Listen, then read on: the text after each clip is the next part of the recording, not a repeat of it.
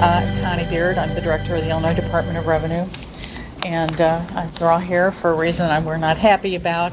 Unfortunately, as you all been notified of the overpayment, I want to take a few minutes to explain what happened so that everyone understands why the overpayment occurred, what we're currently doing, and what our proposal is going forward for repayment of the overpayment.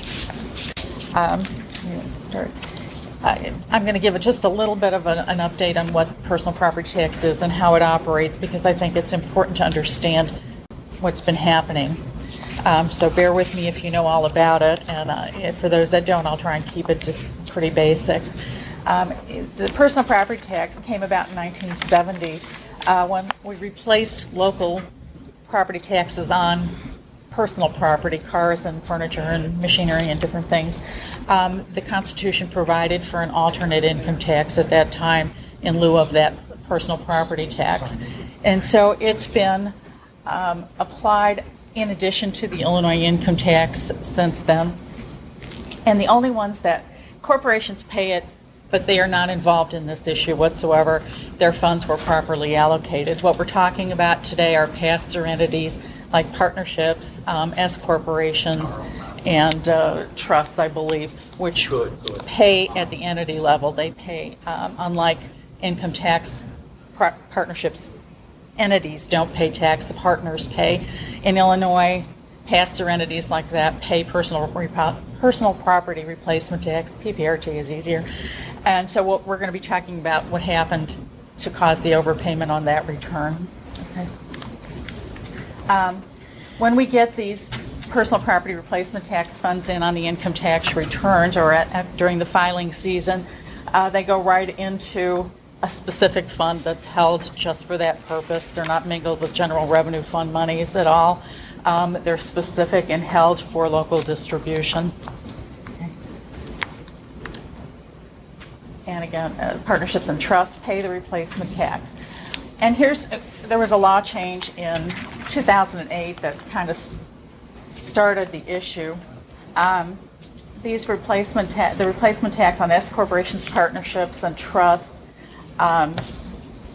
they pay two things. We changed the law so that those entities actually pay withholding tax on behalf of their partners, so the partners all didn't individually pay it. And that impact, we did that to make sure that we were receiving income tax or withholding payments from non-residents, people in other states that may receive money from Illinois businesses. And so this law change was put into effect back in 2008, and we call that pass-through withholding, but it's actually income tax that's passed through the partnership rather than each partner having to pay individually. And that was the original scheme in 2008. And those payments don't go, because they're income tax withholding, they go into a different fund and not to PPRT. Okay. We created a form for that, the Illinois 1000, so that the partnerships could pay on behalf of their non-resident partners. And a problem shortly after we started doing the form IL 1000 came up that it didn't allow for refunds. And it wasn't used as often as it should be because it was separate from the normal income tax return for partnerships. I'll just use partnerships as the example, but the other entities are involved. The IL 1065, which is filed in the spring and reports the replacement tax income that's 100% PPRT money. So the IL 1000 was a separate form that just reported the income tax. There were problems with that. There's a little more detail provided in your handout. Go ahead. So in 2014, we amended the act, and we said we're going to just go back to consolidate it on one form. We're going to make you withhold income tax on your non-resident partners on the same form that you file your replacement tax. And when that happened, we eliminated the 1000 form and basically substituted the 1065, the regular return, to include those withholding payments. Okay. And that's where the problem occurred. When we consolidated them, what happened in the past when the 1065 came through, because it was only reporting replacement tax, the total at the bottom went totally into the PPRT fund because it was 100%.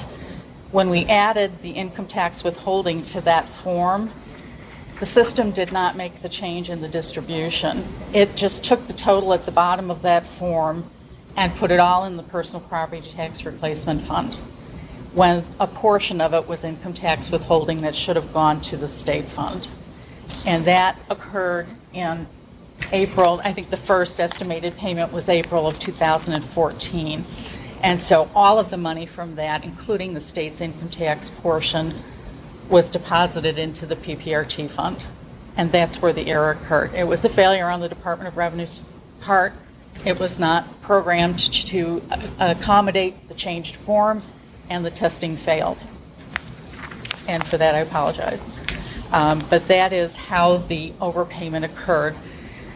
As we progressed to 2014, then we were paying, starting in April, we were paying the pass-through entities' income tax or non-resident income tax to the local governments in addition to their replacement tax.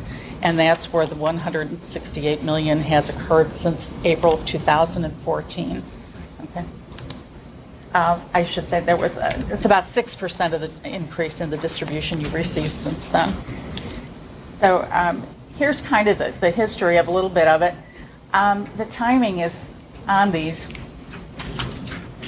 The due dates on the returns for the S corporations are March 15th, the others are April 15th, and then the extension due dates are not until October for extended returns. So this is just kind of going into where the distributions are, replacement tax again, and then the income tax is split between the local government distributive fund. So actually, if you're a county or a city, you will get 10% of that income tax money back. Because 10% of that share goes to county and cities, but that won't affect taxing districts as well. School districts, as well. As we receive the money, we pay you as we go along. We don't have final returns, so we take the estimated payments and the payments that come in with extensions, and we divide them by a formula within the department that approximates prior year distributions to the PPRT fund and the income tax fund, because the taxpayers are sending an estimated payment that covers both replacement and income tax. When we receive it, we don't really have a breakout of how much is to go to which. So we do it proportionally based on prior year experience. Am I saying that correctly? Okay. So it's a pay-as-you-go thing. Even though we don't have final returns, we want to make sure that you get your payments the month we get the money, even though it's a partial payment. So as we go along, you get the 8 distributions through the year, and we use a formula to make sure that the PPRT amount goes into that particular fund. I want to talk about the reconciliation process, because the timing to figure out what is the true amount that's due to the PPRT fund can take 18 months from the start of the calendar year. As we receive the estimated payments, and I'll use 2014 as the example, we receive all the estimated payments throughout the year. We receive the extension payments. We allocate those as we go along in the 8 distributions that you get. And then the following year, in 15, is when they'll actually file the original returns and make any final payments, which we also distribute at that time. But we can't reconcile 2014 until all of the extended returns are received, which is in October of 2015. So it's an 18-month cycle to actually reconcile the final amount due to local governments. So everything you receive prior to that time is actually an estimate from us. And then right now we're actually in the process of doing the 2014 reconciliation. We've just got that about done, but we won't be able to reconcile what we've received from businesses on 2015 until this fall. So that the cycle takes that long to get a final dollar amount. So the amount that we've told you is overpaid, and I'll just talk about the $168 million, is an estimate at this point in time. Based on our preliminary review of 2014, we think it's pretty accurate. But there may be dollar modifications to that when we do the final reconciliation of 2015 as well. This is just a good summary of the payments and how it works for your benefit.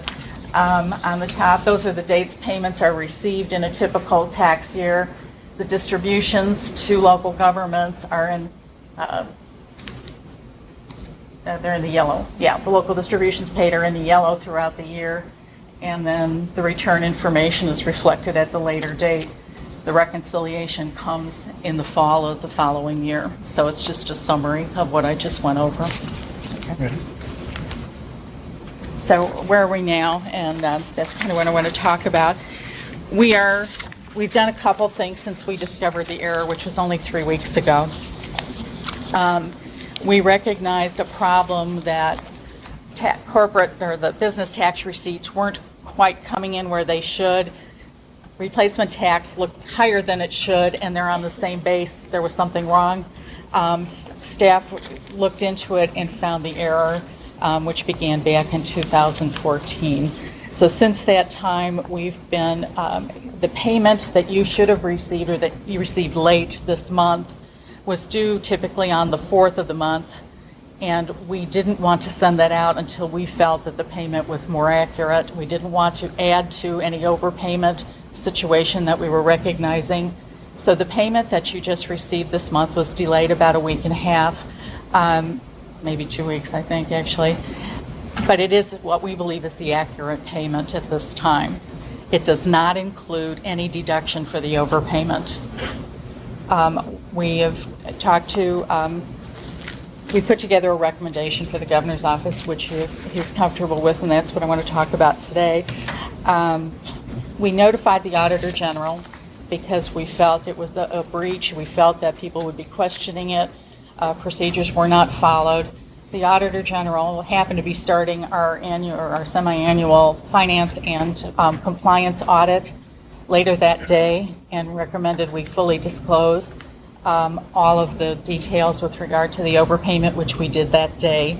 The audit has now started, and they will be reviewing not only this distribution formula, but I'm sure they'll be also looking at our other distribution formulas as well to ensure we don't have any other problems, and looking at the processes we use to verify them. So that is ongoing, and that's going to continue to happen throughout this summer and fall. We're also in the process of reconciling 2014, and this fall we'll have 2015, as I mentioned, to reconcile. And the third prong of why we're going to wait to ask for any repayment is that we want to meet with the State Board of Education and talk about the impact that this overpayment has had on the school aid formula, because the amount of money received in personal property replacement tax impacts the amount that you receive. The more you receive in PPRT, the less you get in state aid. So we want to have all the facts on how that's going to operate, and yes, and be able to present a plan to you that deals with both issues and does so in a fair way to all the taxing districts that were affected. So we're asking your patience right now while we go through this and identify all the issues to make sure that the proposal we put on the table in the future is going to cover all of these issues in a fair way. We do not plan to even attempt to ask for repayment till after the first of the year when all of these steps have been completed. So the payments you're receiving now, we believe, are accurate according to the formula. No repayment deduction's been taken, and we will not be asking for any repayment until after the first of the year. At that time, if we're comfortable with the numbers and everyone else's Auditor General is comfortable with what we have done, then we're going to ask for repayment over a period of 2 years, which is equal to the overpayment period. So that is the current plan that we're talking about.